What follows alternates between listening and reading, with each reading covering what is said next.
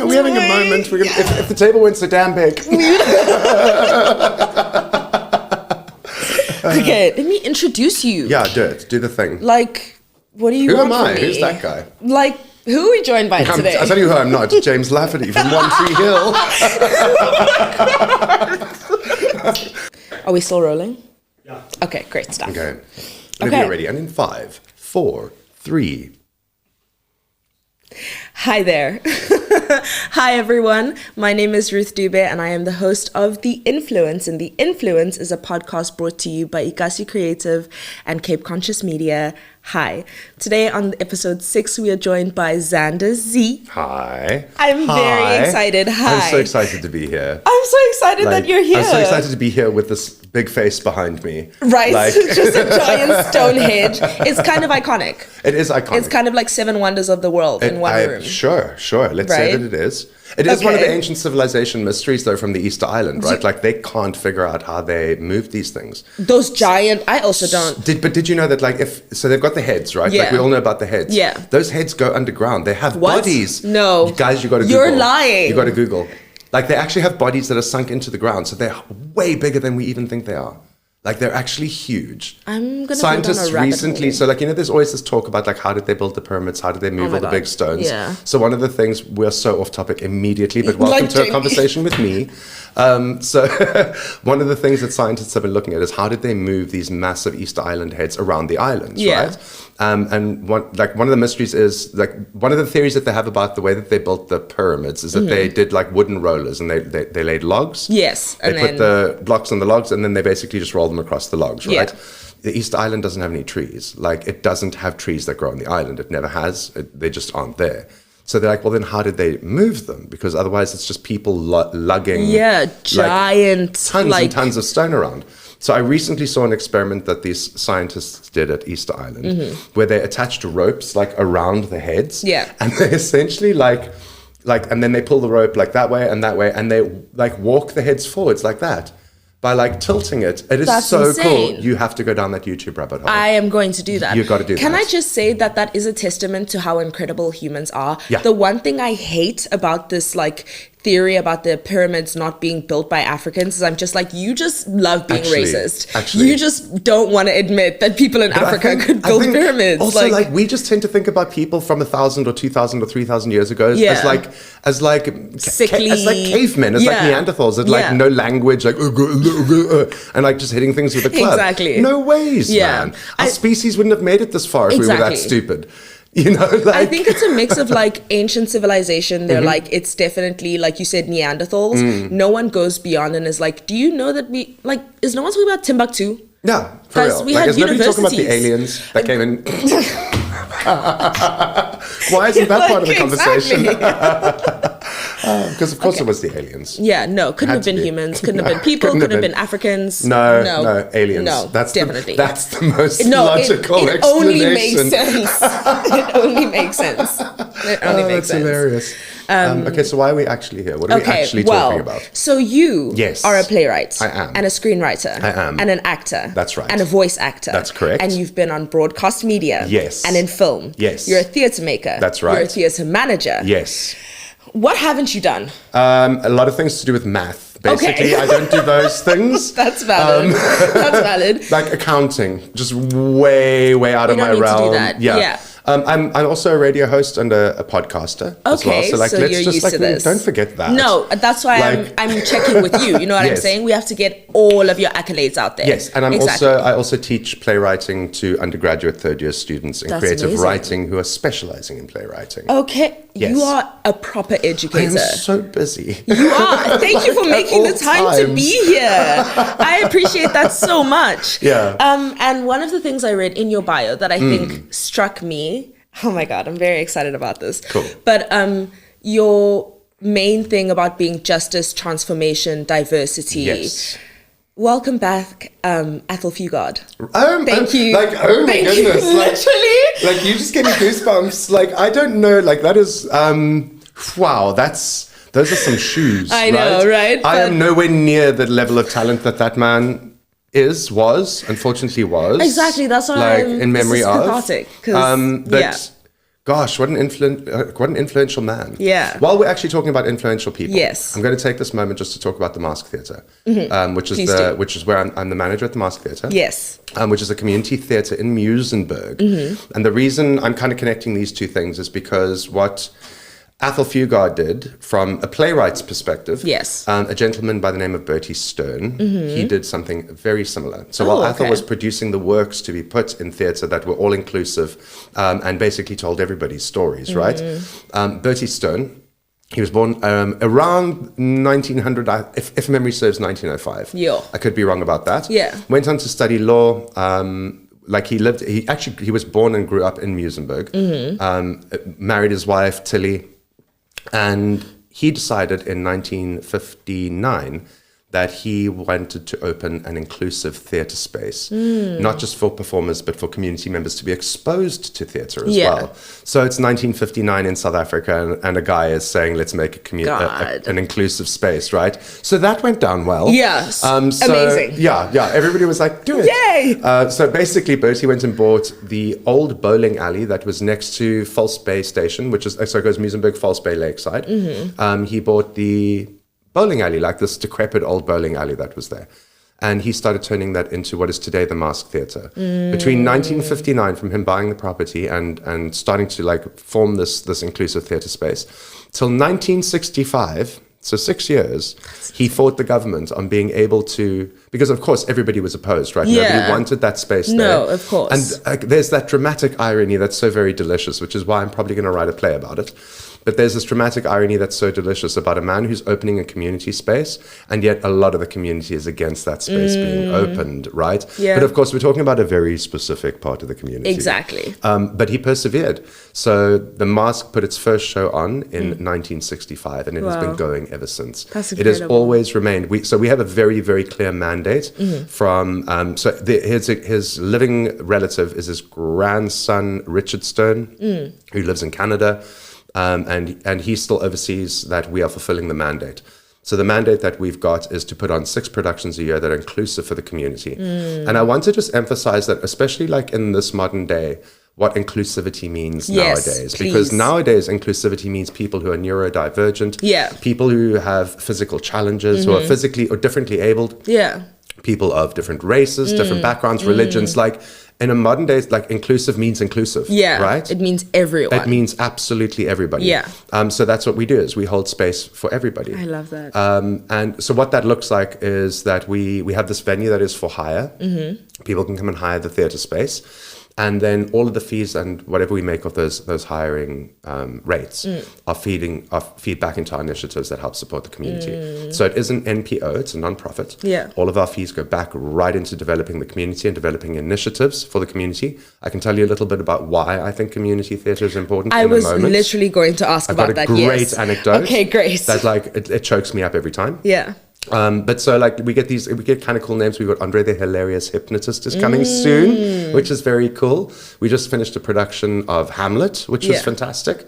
And so there's always something exciting going on. Like our calendar is full, guys. It's full. We need to go. So cool. There needs to be some kind of it's almost outing. rude that you haven't been there. I know. No, genuinely. I'm going to give you trouble. I'm going to be on your case about Please this. do. Ruth. Can you send me like links to tickets, and then maybe I can buy the tickets, and so then I can come. if you navigate to our website and you go to the What's On tab, that's going to tell you about all the shows that we've got running in the space. Perfect. And then if you go to the Get Involved tab, because we're completely volunteer run. So everybody in the space is volunteer, which makes it great because you know that the people who are there are because they want to be there. Yes, and they care and about they want art. to uplift the community, and they care, right? And what we find as well is that it's a lot of the time it's people who need that creative outlet, which I think in this modern world where... Like, let's just say, for example, like you paint a picture and you pop it up on Instagram and you get 2 likes. Yes, basically. Like people are like, nobody likes my work. And how do you compete with like these like really established artists who have like 5.8 bajillion followers on their 300,000 likes. And they post one thing and just like their whole Instagram blows up, right? It's a very difficult space for new emerging artists to move into. 100%. So some of the programs that we have in place, for example, are like the play reading program, where we encourage anybody, regardless of your level of experience on playwriting, or any writing for that matter, to submit their plays so that they can hear their works read out loud, not necessarily performed on a stage at that stage. It's part of the process of developing your work, is you first hear it That's voiced. so You hear it read by special. actors in front of an audience. Oh my God. And we've got panel members who help contribute to the development of your play. So what worked, what didn't work, and if it didn't work, what can you do to make it work? I love that. And industry professionals, like people with master's degrees in theatre making, like people who have written critiques for Cape Times, like really established people who know what they're talking about. Yeah. So you get the feedback from them, you get the feedback from the actual performers who read the works as well, and then you get feedback from your audience as to what resonated and what didn't, what worked, or questions, and you have this kind of open discussion with the playwright. Being a playwright myself, I know how intimidating and daunting that process can be. Exactly, like people actually listening to your opinion, work. and having an opinion about something that you wrote, right? But what I can also tell you is that it is an absolutely crucial part of the playwriting process. Script writing in any, or I suppose creative writing in any format.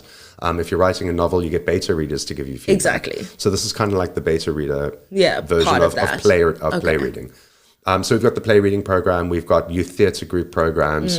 We're busy developing another program. I can't say too much just yet. A little but secret. It's Well, it's not a secret. It's an initiative that needs to be properly figured out before we launch it. Okay, so I that see everything that. is in place and ready to go, and it doesn't Yes. confuse people. But it's essentially like an amateur dramatic society of some description. Oh my God. Which I am so excited about because it's going to put us on the map. I'm already saying too much. It's going to put us on the map as this kind of like thing that no other community theatres are doing. That is going to provide space for those people that we are looking to include and in empower. productions and empower and help them like upskill. Yeah. And just have a space. I think this is one of the important things about community theatre in particular, and probably any community initiatives. Now that I think about it, is that we have to be able to provide space to people so that they can come and they can make mistakes. You don't learn if you're not making mistakes. Yeah. If you're just told everything you do is wonderful, well, you're not going to keep learning. Exactly. Just be like, I'm great. And then you're and then never you're going to be James Lafferty from One Tree Hill on his only Candy does Crush Candy ads. Oh my God. Yeah. There's a lot of backstory to that. Yeah, a lot. But so like the idea of these community spaces is to allow people from the community, no matter who they are, and no matter what level of experience they've got, if they've got an interest in doing something like this, we hold space for them. And it's perfectly reasonable that they might discover that they actually don't like playwriting. Yeah. But then, okay, cool. But you still want to be involved in theatre. Would you like to be involved in performing? Do you want to be Do you want to do backstage? Do you want to help like design sets and props? Do you want to be involved in tech and lighting? And we've got these initiatives in place that helps to upskill people if they become part of the theatre. Beautiful. So it's very easy to be involved. You go to the events page on the website, themasque, masque.co.za. And you just scroll down the events page and it says get involved. Perfect. The events is the events is our workshops. Yeah. What's on is our theatre. Get involved is our community initiatives. Okay, great. But you should be able to find it very easily on the website. Can you show us the website, Matt? Can you go up a It's little up bit? there. Yeah. Sorry about that little banner thing. I don't know what's going on there. Yeah. So what's on will be all of our shows. Get involved is where you will find all of the community initiatives, the volunteer programs, all the various initiatives that we have in place for the community. And I strongly encourage people to come and get involved in the magic of theatre making. I think I never thought about how much community actually meant to the idea of, I guess, theatre making, writing, creation, art. And now that you have said it, I just think about back when and the only reference I have to this is pre-colonial Africa when we were all telling stories and that kind of thing exactly was what brought community together. That is what art is about. And I don't know, I think we've lost the sense of community in art. It's all about I am the sole writer, I wrote this, I produced it, this is my film. It's all about credit and it's no longer about taking credit. Exactly. It's no longer about what the community can do together. Why are you so driven by community and that kind of environment? Gosh, that's a big question. Okay, I'm going to give you that little anecdote that I mentioned as to why I feel like these community-driven initiatives, particularly in the performing arts, and that again, big umbrella term that covers everything: dance, music, like the whole shebang, right? Yeah. So towards the beginning of the year, there's a lady who runs a youth theatre initiative. It's called Kids Theatre, and she works with youths that are from disadvantaged communities, communities that are at risk, like where the kids are actually at risk, right? And just generally communities who don't have access to these types of programs, right? For all sorts of reasons, lack of funding, just not being aware of them being out there. Exactly. Anyway, so she had brought the kids in. They were doing a rehearsal. They were going to put on their big term show. It was so cool. And like you got all these like kids and they're like all energized. And everybody's so excited. They're loving it. And that itself is already like a wonderful thing. Yeah, right? energizing. I'm like, life-giving. There's the community right there. Like these energized kids who are excited about doing something that they otherwise wouldn't have access to. It doesn't stop there though. It actually goes so much deeper. Yeah. So I'm sitting at the front of the theater. I'm like working on whatever it is I'm working on. And I get this call from backstage. One of the kids has passed out. Quick, we need help. So I know, I had the same look on my face. I'm like, oh God. So off I rush. I grab like blankets and the first aid kit and a can of Coke. And off I go like, thank goodness I did that St. John's course. first aid training when I was 12. I know what to do. So I ran backstage. Kid's lying on the floor, he's passed out. Now I remember, and I asked the teacher, I'm like, so what's going on? She's like, she says to me, this happens all the time. And she doesn't look as concerned, like I'm like stressed. You know what I mean? Like there's a performer's passed out. Like, oh God. And she's like, chill. She's like, no, don't worry, it happens quite often. So I'm like, well, this kid's like 12 years old. I'm like, what 12-year-old is passing out all the time? Why isn't everybody freaking out? Why are we not at the hospital right now? Why isn't everybody freaking out? I'd actually called the ambulance on the way as well. I was like, get over here. So she says to me, no, he's from a community where there's a lot of gang and gun violence. And a few weeks ago, his older brother was killed in gun violence. And he's just been stressed about when is it his turn? Oh, no. When is it his turn? When is it like, and I'm like, I have no point of reference for this, right? Yeah, I cannot even imagine the type of anxiety and stress. This 12-year-old he's a baby. He's a child. He's a baby, right? And anyway, so he's on the floor. He's in the recovery position. I remember from my first aid training that if somebody's hyperventilating, it's once they've passed out, it's actually their body is now able to regulate their breathing again, because hyperventilation is lack of oxygen, right? Yeah. Like you've filled up the carbon dioxide in your blood. Anyway, you need to breathe. You need to breathe. You need to breathe, basically. And once somebody's passed out and they're safe and they're, that you allow them time to just come around, because their body will then regulate their breathing again, and then they'll be okay. So he starts coming to. So of course we're like, okay, well, great, cancel the ambulance, it's fine. Everything's okay. Have a can of Coke, get the sugar levels up, blanket around him, make sure he's warm. This kid wakes up, he's like, I need to get back on stage. And we're like, dude, I'm like, dude, like you just passed out. Yeah, right? just like. And he's like, and I'm like, just take a few minutes. He's like, no, like pulling the blanket off. He's like, no, I need to get back on stage. So all of us like concerned adults around him are going like, no, like, don't. Relax. And he's like, I need to get back on stage. So I'm like, okay. Cool, bud. And off he goes. And I was like, therein lies the power of community theatre. Because this kid is now being presented with an opportunity to be able to express himself in a safe environment where he feels like he's being heard and that he can start to process what he's been going these through. things that he's going through, right? And I'm assuming, I don't know this to be true, but I'm assuming that in his maybe everyday life, maybe he doesn't have that. Yeah. Maybe he's needing to be so alert and so vigilant all the time because he's so stressed about the environment that he's living in that he just doesn't have a place where he feels safe. Or to be a child. He can't be a child to be a kid outside. and to just play. Yeah. And so he wakes up from passing out and all he wants to do is get back on stage.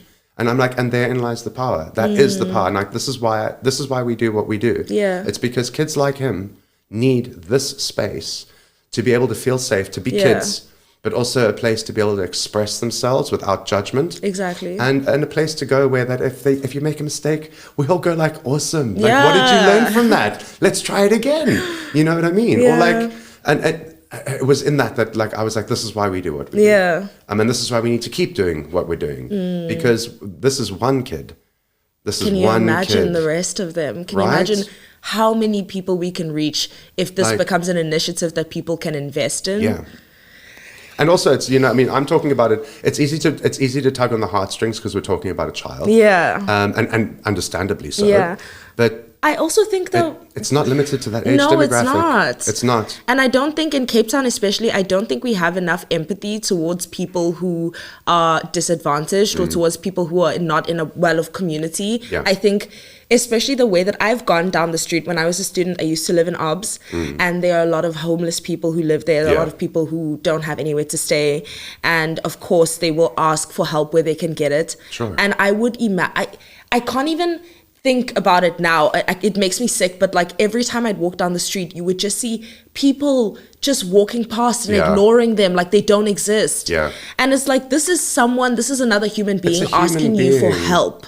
There, but by the grace of God.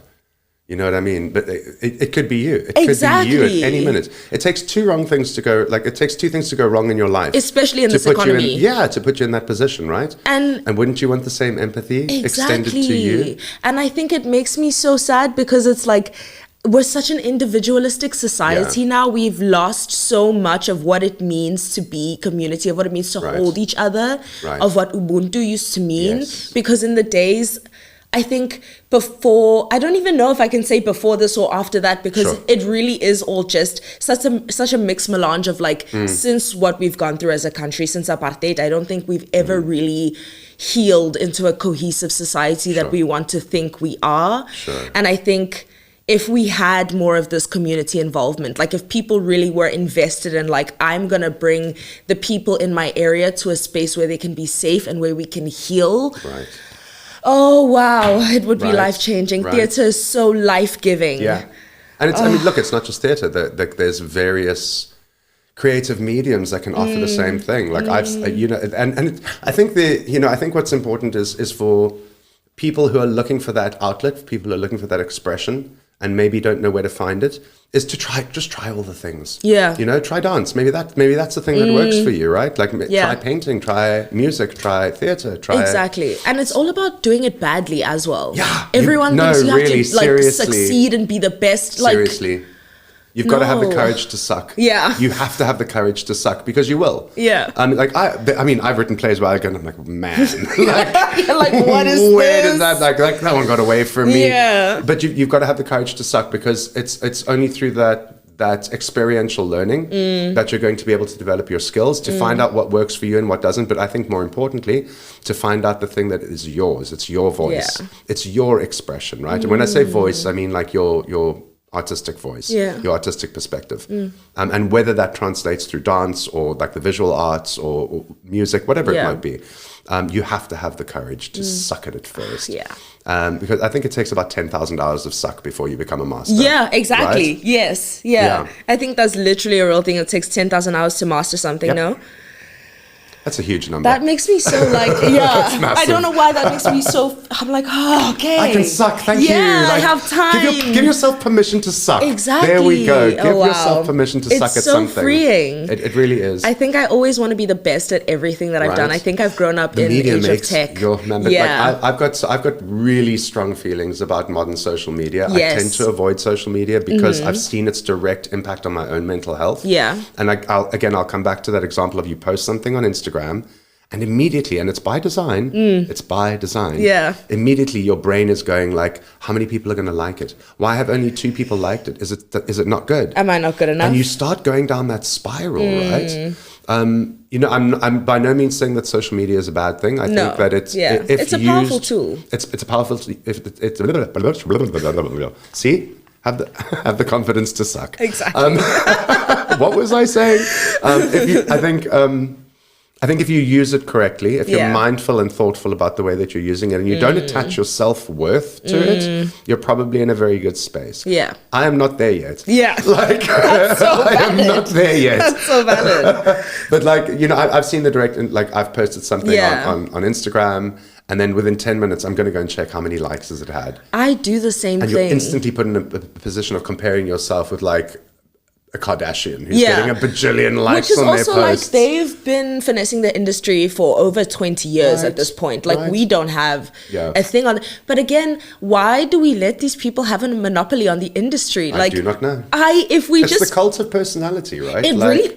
It's the cult of personality. It's so easy to follow them. Yeah. The other day, and my sister and I have this debate all the time where we're like, is it okay to consume bad art? Like, there's some things where it's just like, that? Listen. We were talking about, Bruno Mars's new song, the Appetite. Okay. I mean, I've heard of it. I don't know it. Right. Like, I'm not humming it to myself. Exactly. You know what I mean? Okay. So I have heard it so much, and it's so catchy. They have this crazy formula of making things stick in your mind. Sure. To the point where I was like, should I download this song? And then I was like, no. No, I was like, that is yourself. not a good song, man. Like, you know what music is. I love the way music makes me feel. I don't want to just listen to the like, it would actually drive me insane. Sure. It would make me lose brain Dare cells. I bring it up? Baby shark, do. Like, why did that become a thing? No, that was demonic. That's not allowed, guys. Like, Stop. I'm so sorry for doing that, because now everybody who watches this is going to be like, for the rest of the day. God, and now it's in I'm like I'm gonna scratch my temples. But look, I mean, I get what you're saying. Like, should we be allowed to consume bad art? Yeah. I challenge, or maybe not challenge. I question, what do we define as bad art? Because it's so down to your opinion. Right? Yeah. I know people who do not like abstract paintings. I love That's abstracts. crazy. I love abstracts. How would you not like an abstract painting? I know, right? But some people don't like them. I'm not keen on like a landscape watercolor. Or Yeah. I'm like, if I want to go look at hills, I'm going to go look at the hills. like partial, whatever. Like, I'm going to go and look at some hills myself. Exactly. But I also understand the appreciation for it, and the appreciation for the artistic hand that touched it. Yeah. Which is now going to segue us into the conversation about AI generated Oh my art. God, no. Like, Can we not do it? Can it go away? I don't want it. It's not useful to, it's slop. It's not good art. It's just not, it has no feeling. It has no feeling. So I don't know if you've heard about this, but you know that AI is now it's cannibalizing itself, right? Oh my, what? Have you heard of this? No, okay, so, please. So many people out there are generating AI images, and we can all spot an AI image because the fingers are like weird. Yeah. There's like 8 fingers on a hand, or like 3 arms or something. Uncanny. So there's so many AI generated images out there online now that when you ask AI to generate an image, it scrapes the internet, collects all images that are similar to what you're asking for, and generates an image based off the medium of what it's researched, right? Yeah. With the sheer amount of AI images that are online, the only references it has is stuff it's created. So it is starting to cannibalize itself. So I don't know if the people who are far more intelligent and know about these things are actually like putting things in place to stop it from doing that. Yeah, but it's gonna implode. But essentially, it's just going to keep regurgitating the same poorly created images because that's the only reference picture it's got. It has, Yeah. And I think, do you know what scares me? Have you seen those ads where it's like teach AI and you get paid for teaching? So I've been invited to do one of those. Okay, how do you feel about that? I couldn't do it. No, yeah. So I got invited to be part of research that was going to teach AI. And they were specifically reaching out to screenwriters and playwrights because they wanted us to teach AI how to write dialogue. And they were looking for it was through, I can't remember the name of the university, and I probably don't want to say it on the podcast. But don't sue us.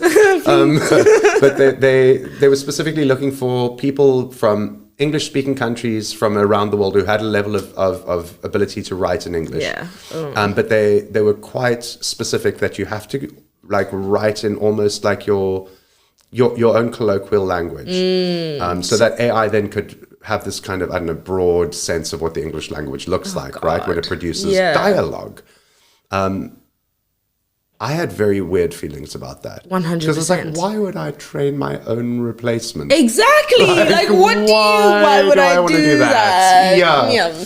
And who's going to be watching that as well? I don't. Right. Have you seen that Black Mirror episode? Do you watch Black Mirror? Of course. Okay, thank you. You saw the episode with Issa Rae Yes. Okay, so I feel like we are getting to that point, and I think, like you saw, Issa Rae, I love you, girl, but I hated that episode.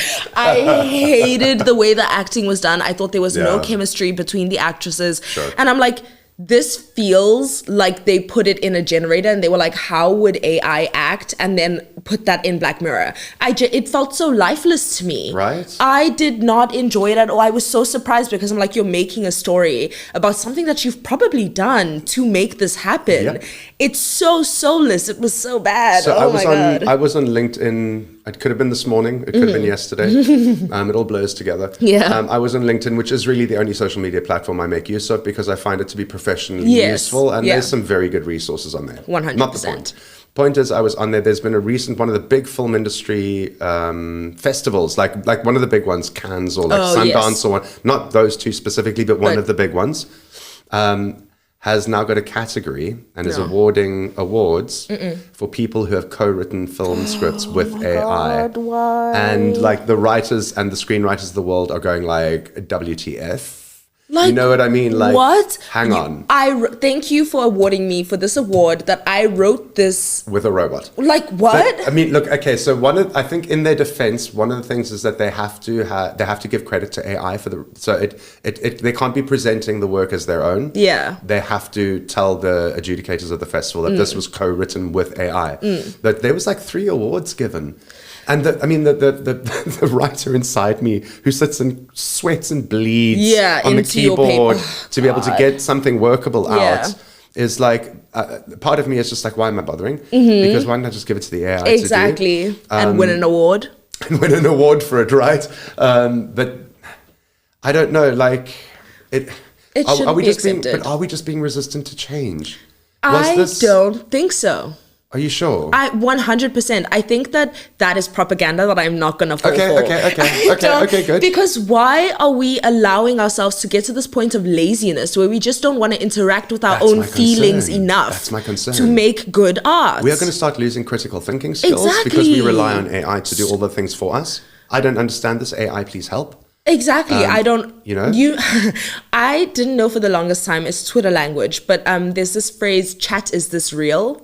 And for the longest time, I was like, are they saying in a WhatsApp chat? Like, are they like, hey guys, is this real? They were talking about ChatGPT. And asking, is this real? Is this real? How would it know? Exactly. I'm like, guys, what are we doing?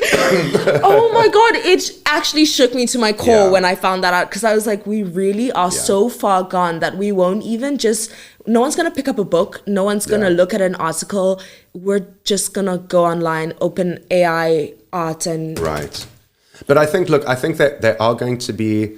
I've kind of got like a little unwritten manifesto that I'm going to keep the arts in the hands of the humans. Yes. Right? It's like, I'm going to do uprising. It, right? I might be the last one left, but like at some point. But I think what's eventually going to happen is that we're going to start looking at the arts and looking for evidence of human error. Because that's going to be the evidence of the human hand being at work, right? Yeah. So AI can present a perfect image, except for fingers. And can maybe write a wonderful play script or a wonderful film script. What we're going to start looking for is the evidence of human error. And that's where the value is going to start coming in. Is we're going to be like, oh, well, can you see that brush stroke is kind of like wonky and weird? That means a human did it. That's what's going to give it value though. Yeah. Because it's when we're looking at something like I'll use the visual arts, when we're looking at a painting or something, it's got spirit, it's got soul, it's got the intention of the artist behind it, and that reads. It's intangible, right? But something about what you're looking at, it's there. It's got that quality, that certain je ne sais quoi. You know? But then you look at an AI image, you're like, it's just lifeless. Yeah, it's kind of like flat. just broad it's strokes. Flat, you're right? like, okay. No self-respecting artist would ever. But I'm coming back to what we were talking about the community initiatives. Yes. So I've had the pleasure of working with a very talented and dynamic independent filmmaker and producer, Riaz Solka, and he actually runs a lot of programs through the Masque Theatre as well. And he works with, again, with youths that otherwise wouldn't be exposed to the film industry, and does masterclasses on filmmaking with them. And I think one of the things, and speaking about like AI generated stuff and like like being involved in the arts and being involved in expression and all those sorts of things, I think one of the things that makes the arts sometimes feel, and when I say arts, I'm talking about like all the things, dance, visual, film, just play. art. All art as a concept. I think one of the things that maybe makes people a little bit hesitant to get involved in these things is number one, it can be daunting.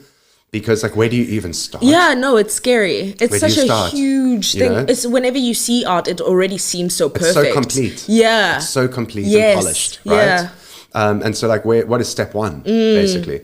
So I think it is one of the things. But then I think the second thing, and this kind of also feeds into the research I did for my postgraduate, is that if you think about, if I say to you, okay, Ruth, we're going to make a movie, the very first thing we start picturing is fancy cameras, big light setups, Hollywood-sized studios, famous actors, and that is immediately intimidating because where am I going to get the money? Where am I going to get the money? Literally, I can't do that. Where am I going to get the money?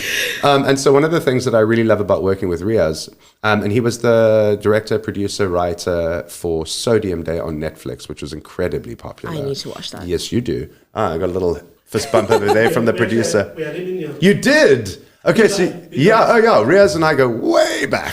Wonderful guy. But one of the things that he did through the theatre and through funding from the education department was to set up the film masterclass, where he took youths from environments that otherwise wouldn't be exposed to the ins and outs of making films. Yeah. And over the course of, I think it was, I could get in a lot of trouble for not knowing the dates, but it was a few months. Yeah. Multiple weeks. That's what it was. Multiple it was weeks. a time. There was a time period where he worked with them and he showed them that this is actually very accessible. Don't be intimidated by this perfection that Hollywood puts out there, right? And there's a big shift in Hollywood at the moment, this conversation about what makes a foreign film a foreign film. What makes an independent film an independent film. Yeah. And there's a big talk about it, and I truly believe, you know that line in the Bible that says the meek shall inherit the earth? Yes. I think that's now. Literally, I agree. I hear you. I think we are they. we are the meek. We are the meek. And we are inheriting it. Because I think a lot of these independent filmmakers, and especially with the advent of AI in Hollywood and how... God, yeah. I mean, goodness me, right? It's so dauntingly big. And with this idea that we're going to start looking for the evidence of human error and the human touch. Let's not say human error, let's say human touch. Yeah. Imperfection. Yes. We're going to start looking for those imperfections, and that's what's going to give it value. Because we're going to be a human, a people made this, right? A someone, yeah. And we're moving away from this really intimidating... Yeah. It's sort of ancient, it feels like since the even when I watch old films from the 1930s. From the golden era. Exactly. Yeah. It's all so perfect. Yeah. It's just, like you said, it's so complete, it's so finished, there's no addition. Polished. And you know what's so interesting? The best kind and the most popular kinds of arts are the ones where people can insert themselves because the project is just so open. Yes. That's the reason why, I don't know if if you know what fan fiction is. Of course I know what fan fiction is. Fan fiction rules oh my the God, world. Do you write fan fiction? I used to write fan fiction. I'm not even going to deny that. Was it Twilight fan fiction? You're giving me strong Twilight fan fiction vibes. It is, isn't it? I nailed it. It was Twilight and the Vampire Diaries. I love the dark. I love vampires. I love werewolves. I don't know what you want me to say. I wanted to be involved. It was such a deep love they had in it. Everyone was so intense and in love. I mean, I got respect for that, right? Writing is no easy thing. So anybody who's I'm going to sit down and write some fan fiction, I'm respect. Listen, I'm taking the world and I'm expanding it into a way that it hasn't been before. Sure. And I think that brings art to life even more. I think that involvement of people, it's like community. 100%. What do you know? Yeah. I think that's what makes art so much more... I don't know. I think that's what gives it longevity. That's why Twilight has survived for so long, because people are still living. Listen, if you want to fight with me. But has it though? Yes, it has. It absolutely has. It absolutely has. It's just incredible. Yeah. But then you get those films like The Breakfast Club, which it's going to play again in cinemas. Is it really? In IMAX. A remake? Or No, the original? The original. Are we talking about the actual Breakfast? The original The Breakfast Club. That's very exciting. Yes. That's very My exciting. sister and I are going to watch it in theatre. So it's the Kinnickle, Cape Town BNA. So cool. Yes. I'm so you get things like that, and that film is perfect. It's just complete, and you can't add anything, but it's just so human. Yeah. Because those were teenagers. That was us. That was us, yeah. Yep. It's every teenager, but that's what makes it relatable, right? Yes. Because every teenager goes through the same Exactly. thing. Every teenager has an experience like that. And when you're working in the arts, regardless, but I can speak about it from a playwright's perspective. Please. That's what you've got to do, right? Audiences don't invest in a plot. They don't invest in the story. They invest in the character that's going through the story, right? Yes. And they start to pull in relatable bits of their own life, like, oh, that happened to me. Oh, that happened to me. So I recently had one of my new plays, my new works was read at the Masque Play Reading Program because I'm an active member of that. Yes. And it's called A Gazillion Reasons But One. And its logline is a queer love story about stains that won't come out. And basically, get on that. It was really cool to hear it read out loud because, like I said, it's one of the parts of the process of developing your work. So way back when, like in the Shakespearean times or whatever, you wouldn't say that we're going to go and watch theatre. Yeah. You would say we're going to go and hear theatre because it is the spoken word. Yeah. And that's what we're doing, right? Yeah. You don't say, I'm going to go and watch a play. They would say, I'm going to go and hear a play. So one of the most important things about playwriting, and I guess, again, like I said, about any creative writing, is that you have to hear your work spoken out loud. Because, I mean, you can have these really strong character voices playing in your head. Number one thing, one of the first things you learn as a creative writer in script writing and playwriting is that what's up here and what ends up out there cannot ever really be the same. Yeah. Because no one reaches into your head and pulls it out. No, right? It's so, like, get over that as soon as you can, basically. It won't be the same. Be open to it being a little bit different. But when you hear your dialogue and when you hear your story out loud, you start to get a much better idea of things that work and things that don't work. You also start to get a very clear idea of character voice. Nobody speaks the same. You don't speak the same way that I do. We speak the same language, but we've got different nuances of language. Intonations. And we use different phrasing and, you know.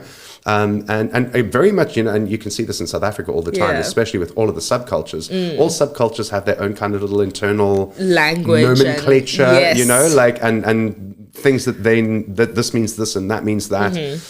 So the story that I wrote is about the end of a first date between two men. And what was interesting for me as the playwright is, number one, that the two actors who read the play. So a play reading is not acted out. Yeah. The actors sit on chairs in front of the audience, and they've got scripts in front of them, and they read it off the script, and they do their very best to bring it to life. Yeah. But generally, they've not done any rehearsals. They haven't had weeks and weeks of rehearsing with the director. Yeah. A lot of the times, they've been given the script an hour before. God. And you're like, here you go, read this. Be the character. What makes that the reason we do it that way is because it left with an actor for long enough, they will start interpreting your words and interpreting your script and adding emotion and adding beats and things, which is what you want them to do. Yeah. But what you end up with then is a very stylized performance that isn't true to just the text on the script page. Was. Yeah. So play reading it doesn't reach you haven't opened that stage yet. You're merely working with the text as it stands on the page, right? So they get the play an hour or so before. They sit down in front of an audience, which is no easy thing to do. No. And they read the play, and they do their very best to add in all their emotions and things as they come up in the play. And then after that, you sit with the panel members, you sit with the audience members, you sit with the performers, and everybody gives their feedback. I was very lucky to have two members from the LGBT community who were reading, who were acting the parts. I didn't get to choose that. That's all done by the coordinator of the program. Yeah. But very luckily, they were very well selected. Thank God, And I think it's also like, it's would you like to be a part of this, yes or no type of thing. Yeah. And I was very happy to hear from the two performers that it resonated with them and that they felt that they were being given a voice, conceptually being given a voice as part of the community, right? Yeah. But what surprised me is how many people from the audience, and I think I generally had a straight audience. Yeah. I think so, right? Yeah. In fact, I know I did. You did. I did. I know the people, and I know I did. And what surprised me was that how they were like, this is so normal. Like, we also have dating problems like this. And I was like, there we go. Yeah. I was like, we're just people. Aren't we all just people? Yeah. Trying to get through life. Mean? You know what I mean? Going on weird first dates. Yeah, you know what I mean? Like, but and that's exactly what I wanted that piece to do. I'm all for equal rights. I'm all for the Pride movement. I'm all for like standing your ground and being afforded the same rights that everybody else has. Of course, why wouldn't we? That. Exactly. Why wouldn't we? Why shouldn't we? Regardless of your whatever set of letters you want to put after your name, before or after your... Regardless, though. Exactly. Of course, you're human. You deserve the same things that everybody else does. But what I think is often not, I won't say misrepresented, I'll say underrepresented. What is often underrepresented is just the normalcy of life, right? Yeah. Just because I'm gay doesn't mean that I don't go on awkward first dates as Exactly. well. It's not like you meet up and you're like, oh my God, hey bestie. Yeah, now you know each other. exactly. Like everyone has a very specific personality. Right. We're all different people. Right. Even though there's this big umbrella of like, oh my gosh, gay people are so la-di-da and like fun and okay, babe, thank you so much. Yeah. And we appreciate that. Yeah. We love being great. But there are also moments where we're kind of just got Run our of the own mill. personalities. Run of the Yeah. mill, right? Sometimes it's just a boring Exactly. lesbian day. Like, I love that. Just having a boring lesbian day. It's another mundane gay day. I had somebody like a while, but again, I'm not going to mention any names or the context where it was said. And somebody who said to me, but gay people are always rich. And I was like, what? Oh, I was like, are they? Well, then clearly I let me check my wallet. Memo. Like, Yeah, like- I'm waiting for my deposit. Like, who is giving me this money? Where am I was like, getting where it? does that belief come from? Like, what? What?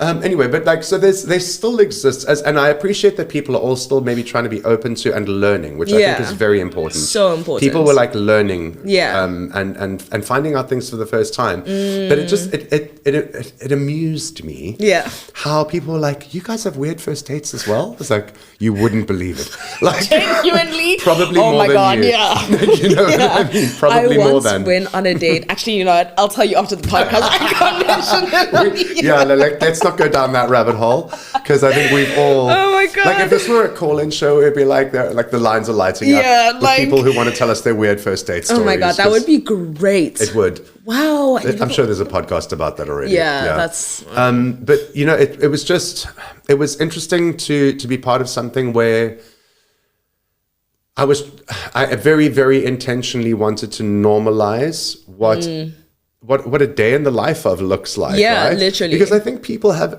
still, even in the world we live in today. Yeah. With all the information that's available to us, I think there's People do still not actually take these information I don't want to say misconceptions, and I don't want to say stereotypes, and Yeah. I don't want to put labels on it. There's an expectation almost, Yeah. like an expectation that like gay people do things like this and straight people do things like that. Like, no, we also have weird first dates. We also have to do our laundry, which is the stains that won't come out bit, right?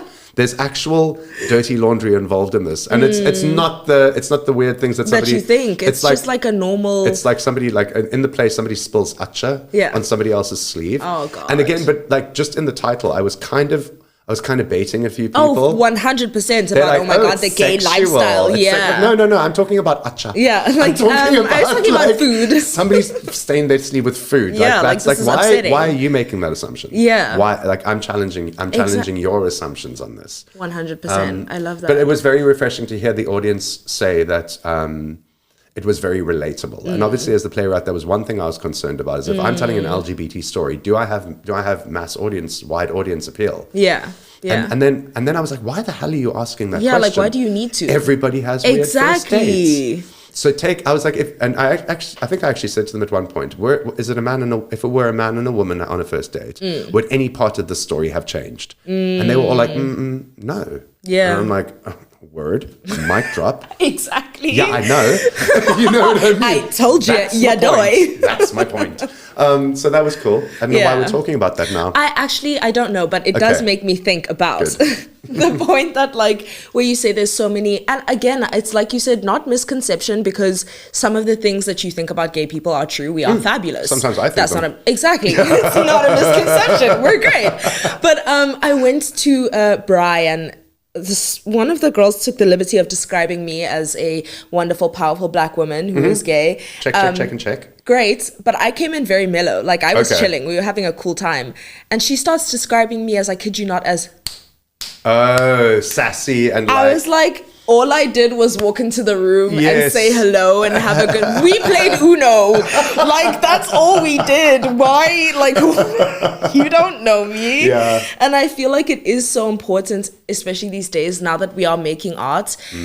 First of all, to not teach AI how to normalize and make us like that. Like, no. But I just think it's important to, like you said, the humanity in it, because that's what it is. I think that's what we're missing is the humanity. Like, we all have this conception, and we all see us in a certain way, and it's amazing. Like, I love, like you said, pride, amazing. We're all happy to be gay. Sure. Not a day in my life would I regret being prideful about it. No. But I do sometimes just want it to be like, I want to see a love story where we really are just experiencing queer joy, and it's not something that needs to be questioned. They don't need to have a story as like, this one is coming out, this one hasn't been out before. Like, it's just a story about love sometimes. Sure. Yeah. And while, like, I still understand that there are parts of the communities, unfortunately, who still have to maybe fight a little bit harder. Yes, and grapple with the reality to of be that. seen by that, and the people who face rejection from family and their community. I get that it's out there, right? Yeah. And those stories do need to be told. 100%. Absolutely. I don't know if I'm the person to tell those stories because I have not lived that experience And that's myself. okay. And that's okay, right? Yeah. But then we have to hold space. Then we have to make the space available, places like a community theatre, like a play reading program, like all of these things,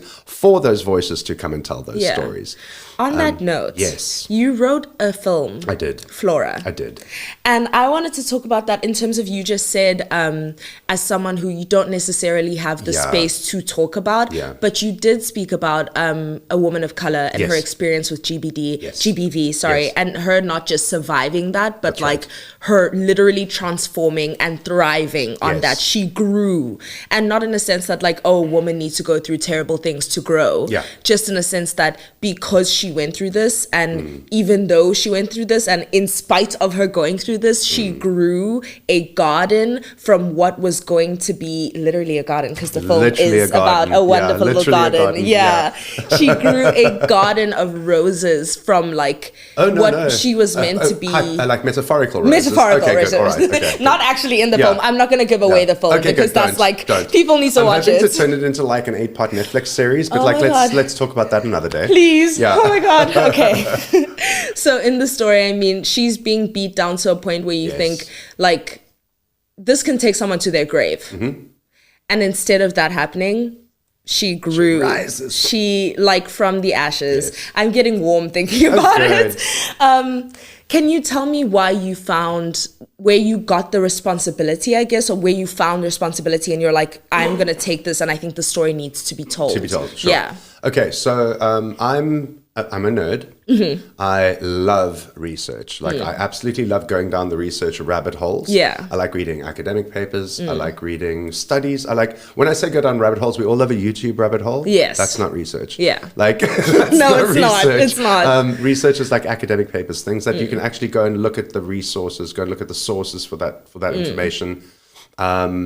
People who are posing a question and then going in search of the answer, right? And that's kind of what I was doing. I was posing a question through a character and going in search of that answer. Now, I think, I could go through all the shocking statistics of GBV that are in this country. It is terrifying. One of the things that is directly linked to GBV, and particularly domestic violence, is limitations on education, where particularly, and again, look, there's a few things. So the highest statistic for victims of gender-based violence is women, obviously. Yeah. The next on that list is boys, young boys, which again, also not great. No. I mean, look, there's nobody on this list that I'm going to go, that's okay. None of this is great, right?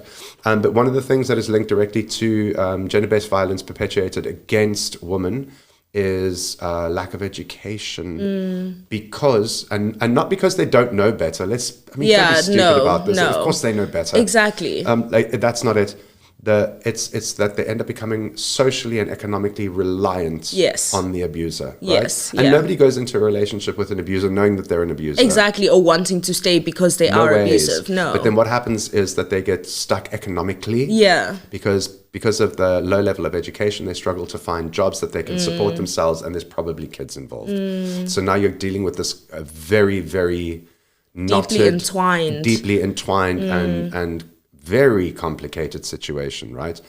And through that,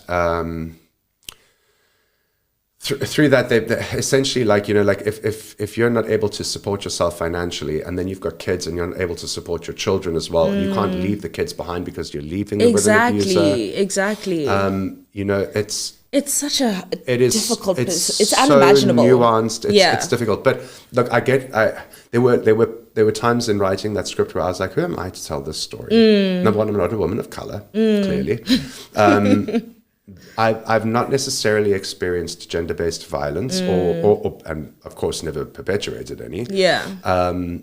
But who am I to tell this story? And then I was like, well, who else is going to tell it? Exactly. And no one else is telling it right now. No one else is telling it. There are people out there who are telling it, but there's not enough of us telling this story, right? One of the things that I was really careful to do, and I through the writing of that script, is to while the violence perpetuated against the lead character Flora is obviously an important part of that story. What I was refusing to do was depict that violence on camera. I did not want that violence on the screen. Yeah, because there's no need to glamorize or make that kind of visual accessible to anyone. It's not necessary. But there's a wonderful film called, of course, in the moment you always forget the title of the film. I think it's called The Dead Zone. No, that's not it. But anyway, so the film is, somebody post the comment down below, please. It's a film that was set in Nazi Germany, and it's about the commandant of Auschwitz. The man in the Nazi party is responsible of overseeing the running of Auschwitz. So throughout the entire movie that Auschwitz is on the other side of the wall. Yeah. Not one time do you ever see Auschwitz though. But what you do hear, it's a brilliantly executed film. What you do hear is all of the atrocities taking place. Now, I said here, you hear the atrocities taking place, but you never see them. Yeah. And what's really interesting, I actually started looking into that. So I was like, well, that's a very interesting way of presenting things. Why am I feeling like it's actually more terrifying than putting it on camera? Yeah. And we can start talking about like how we've been desensitized to violence through the media. Like, and we definitely have, 100%. Right? Movies like Saw and things like that, where even Final Destination just came out. Like graphic violence, graphic and it's violence, so right? normal, and we've normalized it and we're desensitized to it. So I was like, well, number one, we're desensitized to it. Number one, I don't want to show violence being perpetuated against my character in the story. So how am I going to go about this? And I've discovered this use of what they call it, I believe they call it, I could be wrong, psychoacoustics, where you make use of certain frequencies of sound that actually bring up sensations of fear inside a person. So we went with that. But then one of the other things that I did as well is I wanted the violence to always be off camera or on a dark screen. Yeah. And for people to be able to hear the violence. And this is kind of a twofold thing. Number one, I know it's impactful because I've seen it in that movie. And I was like, wow. That's amazing. There's three things. The second thing is that the human imagination is far more terrifying. Than if you were to give I could us put the on answer. camera, right? Yeah. But the third thing is how many people hear something happening and never do anything about it, right? Like you hear your neighbors having an argument, screaming, fighting. And either you're too afraid to go and get involved because he's a big scary man, or you're just like, I'm not getting involved in that situation. Because it's just not my business. So I was like, so that was the approach that I took. I was like, okay, I'm not going to show you the violence because I don't need to. Which is so appreciated. But I'm going to put you in the situation. I'm going to put you in the environment where that violence is happening. And what I wanted is for the audience, I wanted them to feel uncomfortable. Through like if I put it on screen, like we said, we're very desensitized. People would see it, but I don't think it would have hit them as emotionally. Yeah. But if we're doing it where I can hear this violence taking place, I think we've all got a situation where we've kind of been in that sort of situation it's before. Like almost helpless, powerless. Right? If you see somebody being mugged, you're like, do I stop them? Am I going to get hurt? Yeah. Like, am I going to personally put my own safety at risk to go and help that other person? Right. And the example I kept using when I was pitching this was, if you heard tires screech outside and a woman scream, what do you assume has happened? And you're like, somebody just got hit by a car. Yeah. And I'm like, you've assumed that. You haven't seen that it's happened, right? Exactly. But your imagination immediately went. Yeah. And I think this has got a lot to do with just like our instinct for survival as a species. If you heard a lion roar, you're like, let's get out of Dodge. Yeah. You know like, what I let's mean? leave now. Our ears are tuned to picking up danger signals. So I think, when like if you hear the tires screech and the woman scream, you're like, oh, she got hit by a car. Yeah. Were you to go outside, they could be two completely unrelated things. Tires screeching and the woman was down there and yelling at the dog. Something. Yeah. Whatever it could be. But when you construct it in a narrative in a film like that, and you're like, you leave no question as to what's happening, and then you provide that kind of that psychological sound, that psychological acoustic. Yeah. I think that's what made it impactful. I think the other thing that also made it really impactful was the catharsism. Yeah.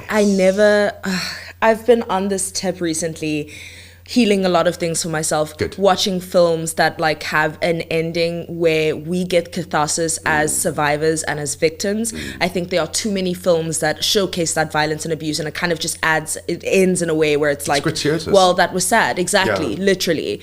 And I think watching Flora and seeing her literally, like she became herself again. Yeah. And I think watching that freedom come to light in herself, like that was so cathartic. And I'm like, but thank you. And it ties in very well with the conversation that we're having now. It happened through community. Exactly. So she goes and joins a community of gardeners. We're not going to give away the plot. No spoilers here. No. But she goes and joins a community, and it is a community that helps to remind her of her agency and to remind her of her strength. And her power. But also that, and again, you come back to the research, a woman who's in an abusive relationship who has no economic options, no financial options, nowhere to go, maybe no family. Yeah. I mean, often this is perpetuated against people who are like refugees to this country. Where are they going to run to? They've got, unfortunately, our infrastructure is not set up to be able to support everybody. Exactly. And people slip through the cracks. Yeah. And our systems are overwhelmed, right? And it's not for lack of trying. I know that these systems exist, and I know that there are people out there who are doing their best every single day. The system is overwhelmed, right? Yeah. But it's those people. They have nowhere to go. They don't have somewhere to run away to. Yeah. So I think the thing that worked in the situation of Flora is that she found this community, and it was through that community. And therein lies the other message that I was trying to give as well. Yeah. Is that you have to be there. Like we, as a community, we're responsible for helping to lift those people back up again. Yeah. I mentioned a bit earlier that I did my postgraduate research, right? Yes. And it focused a lot on audio drama, which is one of my long-standing passions. I grew up listening to audio dramas as a kid. I've worked in audio drama for like 20 odd years. Wow. And audio drama has just like a very nostalgic medium for me. But I also think it's a very impactful and accessible medium. So, just from the perspective of what makes it accessible is that not everybody can afford a Netflix account.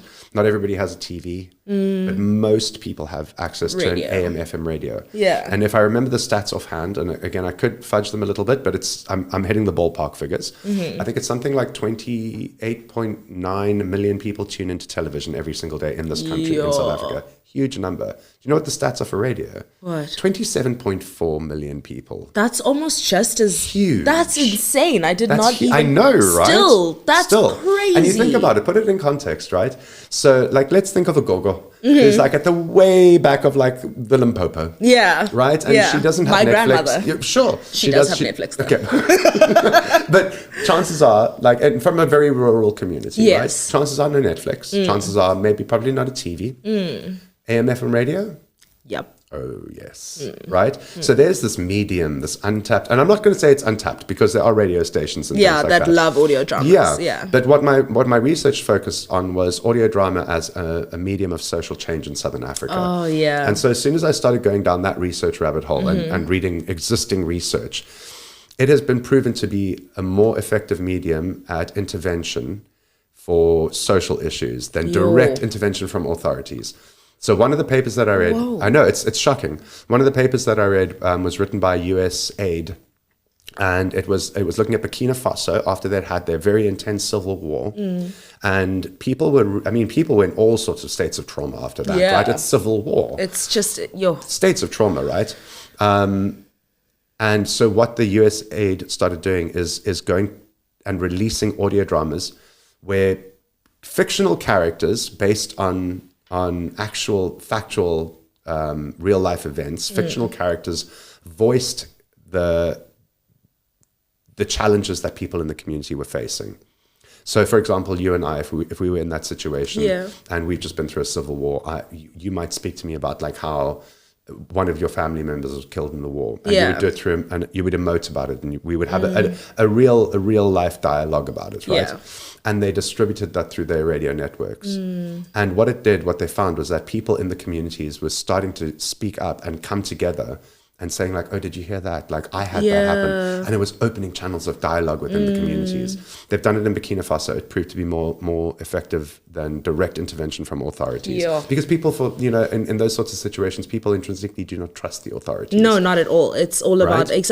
that's actually what I was thinking about. And that's the reason why it's so important to have them like so connected, because things like citizen arrest, so important. Yeah. The amount of times that I've seen videos, or that my father has told me when he's in Durban, that like people will, if they see someone hurting a woman, if they see someone grabbing a bag and running, the entire community will come out and find that person. And be like, what are you doing? I saw one of the coolest things. I mean, I shouldn't say it was cool, but it was cool. Yeah. It was cool. Yeah. I was driving through the city. I can't remember where I was coming from or going to.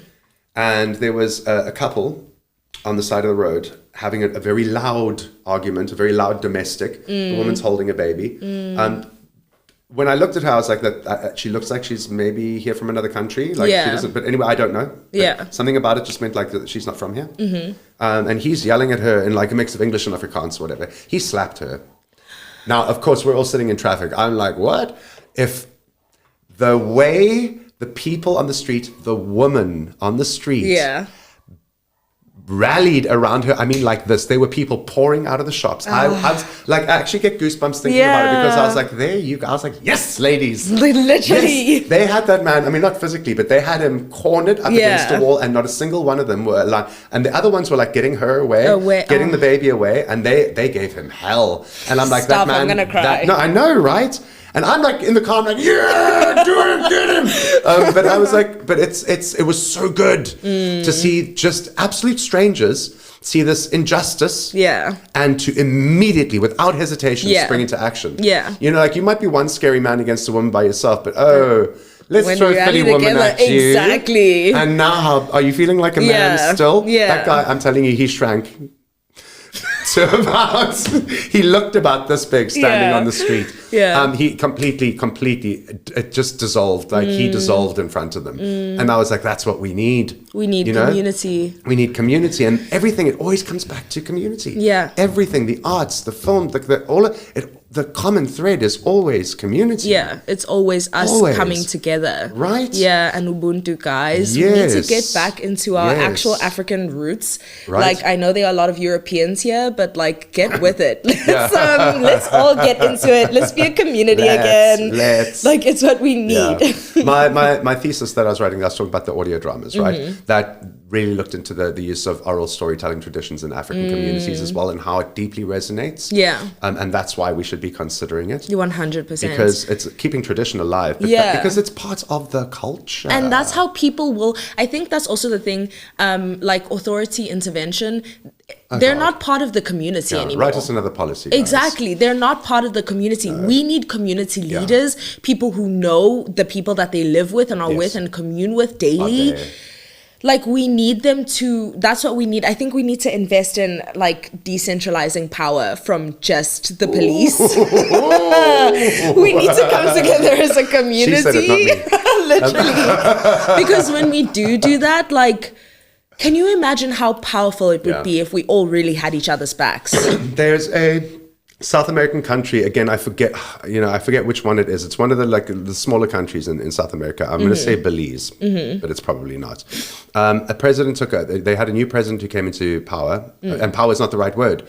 You'll see why. They had a new president who came into office. That's the term. One of the first things he immediately did was to essentially deconstruct the military. He was like, no one's invading us. We are not going to invade anyone. Stop. We don't need this, right? Yeah. We don't need this because they're what do you call it? Funding, their budgets for the year. Yes, their fiscal year. Whatever. Loads of money being spent on military. That was, for all intents and purposes, not really doing kind much, of the show. Right? So he's like, get rid of it. He took all of that funding, he put it back into and then he took all of the people who were in the military. So he took all the money first, and he's like, not happening anymore, guys. Cutting you off. And then give me all those people who were in the military. He's like, we're training them as teachers. We're training them as health professionals. Yes. And we're training them as eco-tourist professionals. Yes. And he took all of that military money, poured it back into education. Oh, wow. Poured it back into like community, not policing, but there's a good word for it. Like community like crime prevention. Yeah, I think that is the best way to, funded that, funded ecotourism, green tourism, and funded their like healthcare system. Yeah, which Country is what we need. They're doing amazing. That's incredible. I ask you, do we need an army in South Africa? I don't know. Are we going to war with anybody anytime well, soon? Okay, not to get too political, but Cyril Ramaphosa was meeting with Donald Trump the other he day. was. So that's a hot topic right now. I mean, are we allowed to? I don't think we are. Okay, No, we're getting a nod. We're getting a nod from the producer. Go on. So I don't know. I just think, for me, I'm like, we have an army and we have this show of, yes, South Africa is one of the leading economies in Africa. I understand that. But I think as a leader in an economy, we should be pouring back into Africa. Yes. I don't think we should be having our toes in so many international parts. We've already got BRICS. We've already got... I read the other day that Cyril Ramaphosa went to China, and I think it was 2023 or 2024, and they came up with a new infrastructure plan, a new plan, a new plan for the healthcare system. Yes. And I was like, so we have all of that going on. Why are we still so dependent on European economies and still trying to make so much connection and access with the US, and we want connect? Guys, we don't need them. Perceived power. Literally, if we could rally together as Africa, as different countries in Africa, as different nations, I think we'd be so much more powerful. Do you know how big this continent is? That's huge. So have you seen all those debates online about how Africa is represented on maps and how they're actually not actually representing our total landmass properly? Really? Yes. So if you think about how big this continent actually is. Come on. And you go look at it on a map, it's not actually like the what do you call it? The scale is somewhat off. Yeah. Okay. There's a little globe right there. But it'll be off like that.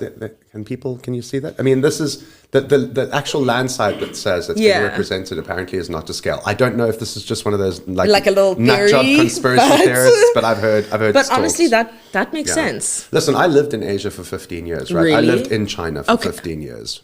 Yeah. How was it? So this is where it gets interesting, right? Because people always go like. And this is how I know beyond any doubt. This is how I know beyond any doubt that the media controls the narrative, and that media has a very, very strong influence on people's perception. Yes. Right? And that narrative is not necessarily always the truth. I also know, and you can come and shout at me in her comments on her channel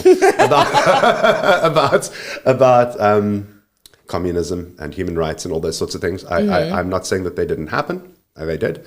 But what I can tell you is that America has a very strong propaganda machine against Asia and particularly against China. Yeah. One of my jobs as a voice artist is to translate news from Mandarin Chinese into English, and they do a broadcast on the daily for a Chinese news app that does a lunchtime English broadcast. So I do that every single day. America does a lot of talking about what China's doing. China doesn't care what America's doing. They're like, yeah, okay, cool, get like you guys do nice. You guys do you. I think the media paints this very militant country. Yeah. And that kind of like, and people start thinking, tanks on the streets and soldiers. And exactly. No, none of that. Yeah. None of that. That's crazy. None of that. Sure, they have what could be perceived as maybe a dictatorship. It's socialist communism. Sure. Okay. Well, sure they do. Yeah, sure. But I'm not here to debate the politics of it. Right? And I love a good socialist communist. But what I have seen is how whatever it is that they're doing works. Yeah. They've got free schooling. They've got free access to medical. The infrastructure is phenomenal, absolutely phenomenal. So there are pros and cons to having these systems in place. Yeah. Right? And there's a massive population. Yes, exactly. When COVID hit, I was in China for COVID. I had to do 3 years of essentially what felt a lot like lockdown. Where countries like South Africa, from what I was hearing from other people, where it was almost impossible to get food and everything was crazy. Closed and you couldn't do this and you couldn't do that. Literally, we couldn't go anywhere. China immediately, literally the day after it came out, this entire mechanism kicked into place. The first thing the government did was to lock down food prices. You may not increase food prices. If you are caught increasing food prices in your store, you will be you will face criminal charges. That's incredible. Because they need to make sure that the poorest citizens can eat just as well as the richest, right? So they locked food prices across the board. across the board. That's crazy. And there were even hotlines set up. Like, if you know that somebody is price fixing, you tell us. That's insane. We'll go sort it out. And I'm like, yes. Like, wow, so taken care of. Look at that. Look at a country that takes care of its people like that, right? Yeah. They built hospitals within 7 days. How do you do that? But okay, that's the COVID stuff. That's another talk for another whole time. Thing. But still. Access to education, access to medical. Poverty does not exist the same way that you and I understand poverty. It does not exist there. They addressed it because it used to exist. And they were like, let's do something about it. And so they did. Right? So when you start talking to me about like South Africa's in talks with China about like increasing our infrastructure, ESCOM, you know, like... seriously, like, I'm like, bring them. Same. Bring them. I'm literally like, I would love that. Their technology is great. They're great people, good films. Don't believe what America's telling you about China. No, it's all propaganda. Yeah. And that's what we get a lot of the time is propaganda. And I think that's why, again, it comes back to community. Right. If we are not talking to each other about these things, then we will not know what the truth is. You can't be in a bubble. Exactly. Yeah. We need to actually get out there and be like, what are you thinking about this? Exactly. How does this affect you? Right. Otherwise, we are all living in this individualistic, this affects me like this. Yeah. I'm worried about myself. I. And we don't live in a country where that can be afforded to anyone. In a world. We aren't a species that exactly. can do that. We are all about community. Yeah. We need connection to survive. We need connection to thrive. I think it's one of the things that we look at, like the increase in mental health crisis over the last few years, is I think it's because we are starting to lose that sense of community. Or let me say it rather than lose it, because we're not losing it, because that's why we're getting the mental health crisis. Yes, because exactly. we're yearning for it. Yeah. But like screens have replaced human interaction, yes. right? There is this, and again, I come back to the idea of it being part of, like, I'll say our lizard brain. This primal part of us. Hind, Yeah, this primal part of us that still needs certain things for us to function as a species, because that's what we are. And one of those things is community, because if you were living in the year 5, whatever, I don't know. In 0.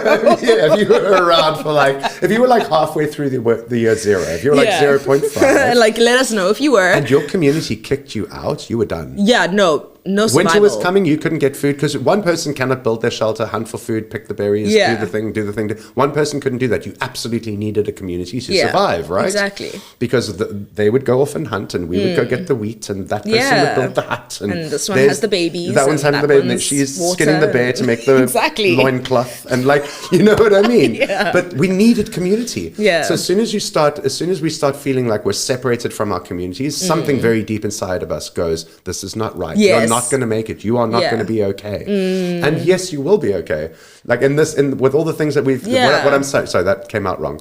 You're probably not going to be okay. Yeah, Your mental health is not going to be fine, but you're going to survive. You can survive. You're going to be miserable. You can do it if you want to. Survive, you won't be happy. Exactly. But you're not going to be happy. Yeah.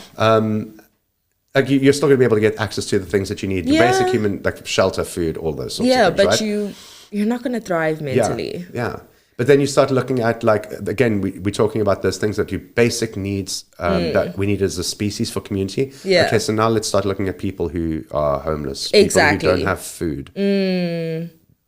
They're and then, like you said, the people who are just ignoring those members of society.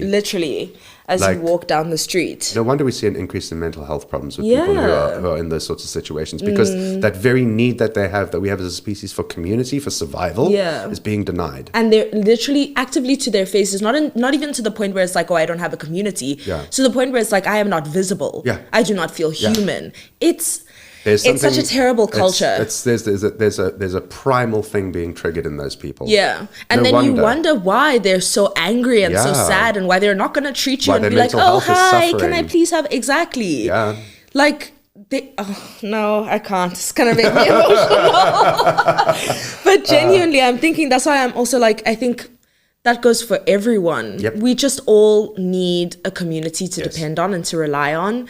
And thank you for introducing me to community theatre and the idea of it. Around. I think it's always been something that I've wanted to do since high school, basically since Ethel Fugard, is this you? Yeah, since I read The Island and I saw how they did it, I was like, I want to be in a space where we're all so invested in this, I don't know, this thing together, the story, this feeling. Again, it feeds to our primal instincts, right? Yeah. Oral storytelling tradition. We'd gather around a campfire and tell each other stories for survival. Yeah. That's why we're it came literally about. like, the lion's over there. Yes, don't go down there. If you walk past that rock around that thing and hit the tree and then go, And that's where the best berries are. Exactly, right? And then it's and so then the part of boats us came. as a species. Storytelling is part of us as a species. Exactly. I know you're trying to wrap this up, but I'm just going to No, put I one know, more but thing I out. actually wanted to say something as well. I was like, wait, this made me think of something. I see where you're going. I see how you're wrapping this up, but I got stuff to say. Okay, say. When it comes to something like storytelling and how it is so ingrained as a part of us as a species, it's, I would go so far as to say it's part of our DNA, right? 100%. That and you know, I come across people all the time to go, oh, I'm not a writer and I don't know how to tell stories. Usually after one session of working with them in like kind of script writing, they're like, I can do this. I'm like, yes, you can. It is so part of us as a species. And you even look at things like mental health. So like, let's just, for example, look at something like depression. That is a rumination on things that have already happened that you cannot change. You're telling yourself a story. If you're over and over again, you're stuck in the loop of that story. And it's a story that you're telling yourself, right? And stories are always told from a perspective, and you're telling yourself the story over and over again from one perspective. And human memory being what it is, you probably don't remember quite the way. You're tweaking it, and now you're also victimizing yourself, which, but again, fair, right? Yeah. If you look at something like anxiety, that's a story about the future that you're telling yourself, things that have not. So it's things that have parts and things that have yet to pass. Don't tell me that we're not naturally storytellers. We are. We are naturally storytellers. You just like, do I still need to go to therapy? Maybe I just need to tell myself, exactly. I just need to tell myself a good story. Yeah. Or stop telling yourself stories for a bit, right? Be present, like be where your feet are. I have been so on my phone recently. I know, but at the same time, I'm like, let me get into my content creator bag. Yeah, okay. I'm like, let me get in my content creator bag. Why can't I be a little influencer? Why can't I be an influencer? Yeah, why can't I do it? Let me try. Yeah. I want to sell Candy Crush as well. Exactly, I want to be like James Lafferty on One Tree Hill. My biggest concern was seeing Christina Aguilera doing it. I'm like, do we need to send her some money? Like, is she struggling? Like, do you need 50 rand, Christina? Let's all stream Christina Aguilera songs today. It is Friday, stream Christina. Set up a GoFundMe. Like, did her mansion burn down in the LA fires or something? Literally, she's struggling. Let's be very serious about Christina's okay, you're going to wrap this up. We've been here for too long. We're just giggling around. Wrap it up. Say your thing. Okay, I'm sorry. Thank you. Okay, serious faces. And scene. Xander. It's been a pleasure. Thank you. Oh my gosh, thank you for having me here. What do you mean? Thank you for being here. This is so cool. When I came up with the schedule, you were already on the list of people that I was going to. This like last year. Literally, I was like, hey, so we're going to have a chat. Yeah. And I'm so glad we finally did. So Can we do part 2? Because I feel like there's a lot of things. I think we have to. We're going to have to come back and talk a lot more about so many other things. Yeah, we should have one that's just for conspiracy theories as well. Funny how my mind went there as well. I was like, we need to sort out that whole Africa thing. I was literally saying this. Like, we need to figure out what this, like, put it up on the TV. We need to, like, maybe get one of those flat earth people in. Oh my God, I was about to say, we just have a guest. We just make a podcast for conspiracy. Yes. Should we have a meeting after this? No, let's talk. Okay, well, thank you so much for being on this podcast today. This has been The Influence. Thank you guys for listening, for watching. Please tell us what you thought down below in the comments, and we will see you in the next episode. Bye. Ciao.